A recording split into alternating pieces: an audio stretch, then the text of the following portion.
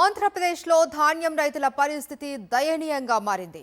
ప్రభుత్వం ధాన్యం కొనుగోలు చేయకపోవడంతో పలు జిల్లాలలో రోడ్లు, ఖాళీ స్థలాల్లో ధాన్యం కుప్పలు కనిపిస్తున్నాయి. అకాల వర్షాలకు నీళ్లలో వరి కంకులు నానుతున్నాయి. గోనె సంచులు, హమాలీలు, రవాణా సౌకర్యాలు లేక తీవ్ర ఇబ్బందులు ఎదుర్కొంటున్నారు రైతులు. మద్దతు ధర లేక టన్నుకు సుమారు 6,000 రూపాయల వరకు నష్టపోతున్నారు అన్నదాతలు. ఏపీలో ధాన్యంపై దళారీలు చెప్పిందే ధర. బస్తాకు 300 రూపాయల నుంచి 450 రూపాయల దాకా దగా. పేరుకు మాత్రమే సర్కారు ధాన్యం సేకరణ. పంటను కొనేది, తరలించేది మిల్లర్లు, దళారులే. వారి అనుమతి లేందే ధాన్యం కల్లాల నుంచి కదలని దుస్థితి. రాష్ట్రంలో అకాల వర్షాలతో తీవ్రంగా నష్టపోయిన రైతుల్ని ధాన్యం కొనుగోళ్ల తీరు కన్నీళ్లు పెట్టిస్తోంది. కోసిన పంటను రోజుల తరబడి కాపాడుకోలేక, రోడ్డుపై ఆరబోసిన ధాన్యాన్ని భద్రపరుచుకోలేక అన్నదాతలు నిస్సహాయ స్థితిలో కూరుకుపోతే సర్కార్ చోద్యం చూస్తోంది. రైతు కేంద్రాలు నిర్వీర్యమైపోయాయి. రైతులకు సంపూర్ణ మద్దతు ధర అందించి పంటలను కొనుగోలు చేయాల్సిన ప్రభుత్వమే దళారీల దందాను ప్రోత్సహిస్తోంది. రాష్ట్ర వ్యాప్తంగా ధాన్యం సేకరణ రైతులకు ఉత్త మట్టి మిగులుస్తూ ఉండగా దళారులకు కాసులు కురిపిస్తోంది.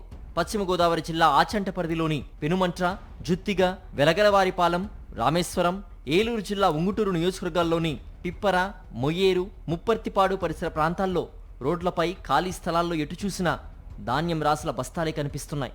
రోజులు గడుస్తున్నా ప్రభుత్వం కొనుగోలుకు ముందుకు రాకపోవడం, అకాల వర్షాల నుంచి ధాన్యాన్ని కాపాడుకోలేక నరక యాతన అనుభవిస్తున్నారు. ఇక్కడ పిఆర్ 126 రకం వరిని అధికంగా పండించిన రైతులకు ప్రభుత్వం మొండి చేయి చూపిస్తోంది. కాకినాడ, అంబేద్కర్ కోనసీమ, తూర్పుగోదావరి జిల్లాల్లో కౌలు రైతుల పరిస్థితి దయనీయంగా ఉంది. సామర్లకోట, ఉండూరు, తిమ్మాపురం, కరప, వికే రాయపురం, పెద్దపురప్పాడు, ద్రాక్షారామం, రామచంద్రాపురం, ఆత్రేయపురం మండలాల్లో పంటను కొనే పరిస్థితి లేదు. కొద్ది రోజుల కింద కాకినాడ జిల్లాలో పర్యటించిన పౌర సరఫరాల శాఖ మంత్రి నాదెండ్ల మనోహర్ ధాన్యం సేకరణ సరిగా లేదని స్వయంగా ఒప్పుకున్నారు. ఆ తర్వాత కూడా పరిస్థితిలో మార్పు లేదు. పచ్చి ధాన్యాన్ని 75 కిలోల బస్తా 1,200 రూపాయలకి మాత్రమే కొంటున్నారు. వరుస సూచన ఉన్నప్పుడు ధర 1,100 రూపాయలకి పడిపోతోంది. కౌలు రైతులు రైతు సేవా కేంద్రంలో పంటను అమ్ముకోలేక దళారుల్ని ఆశ్రయించాల్సి వస్తోంది. మిల్లర్లు అడిగిన రేటుకిస్తేనే గోనె సంచుల సరఫరా, సరుకు రవాణా జరుగుతోంది. లేదంటే పంటలు కల్లాల్లో, రోడ్లపై వర్షానికి తడిచి ముద్దవాల్సిందే. కూటమి ప్రభుత్వం అధికారంలోకి రాగానే రైతు భరోసా కేంద్రాలను నిర్వీర్యం చేసి కొనుగోలు కేంద్రాలను కుదించేసింది. మరోవైపు క్షేత్రస్థాయిలో దిగుబడులకు, ప్రభుత్వ కొనుగోలు లెక్కలకు పొంతన ఉండట్లేదు. ఈ ఏడాది రబీలో 48 నుంచి 56 లక్షల టన్నుల దిగుబడి వస్తుందని ప్రభుత్వ వర్గాలు అంచనా వేశాయి. కానీ తొలుత 13 లక్షల టన్నుల సేకరణ టార్గెట్గా మంత్రి మనోహర్ ప్రకటించారు.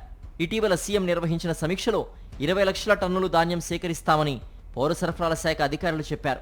తొలుత టార్గెట్ను తక్కువగా ప్రకటించి రైతుల్ని భయాందోళనకు గురిచేయడం ద్వారా దళారులతో తక్కువ ధరకు పంటను కొనుగోలు చేస్తున్నట్లు ఆరోపణలు వ్యక్తమవుతున్నాయి.